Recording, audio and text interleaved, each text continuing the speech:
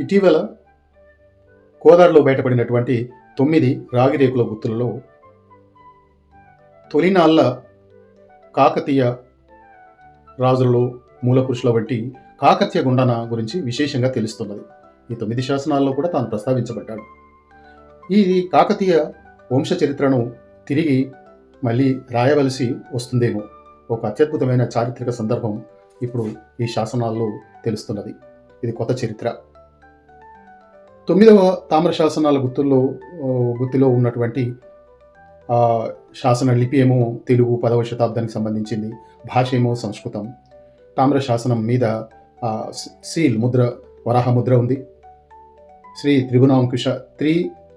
త్రిభువనాంకుశ అనే నామశాసనం ఉన్నాయి. 2వ చాళుక్య భీముడు అంకిదేవుల కొడుకు దానార్ణవ, ఈయన 970 నుంచి 973 వరకు పరిపాలన చేసినటువంటి వాడు. ఆయన వేయించిన శాసనం ఇది. దీనిలో కాకతీయుల యొక్క వంశావళి, వాళ్ళ యొక్క వీరోచిత కార్యాలు వర్ణించబడ్డాయి.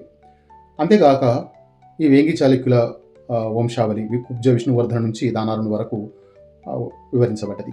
రాజు దానార్ణవుడు ఈ కాకతీయ గుండనకు కొండపల్లి విషయంలోని సంతిరేనిపల్లితో పాటు రావిపురం గ్రామాన్ని, వనుల పట్టుతో పాటు కావ చెరువును ఎర్రయ్యకు వారి సేవలకు బహుమానంగా ఇచ్చినాడు. ఈ శాసనాన్ని రాసింది పోతనభట్టు, ఆ దానశాసన నిర్వహణ చేసింది కటకాధిపుడు. వత్సలాచార్య కొడుకైన కొండాచార్య ఈ తామ్ర శాసనాన్ని చెక్కినాడు. ఎర్రయ్య కాకతీయ గుండన యొక్క తండ్రి. కొండపల్లి విషయపాలకుడు గుండ, బొజ్జప్రోలు వెళ్తున్నటువంటి బేతియా, గోనక అనేటువంటి 3 కొడుకులు ఉన్నట్టు మొట్టమొదటిసారిగా తెలిసినటువంటి శాసనం.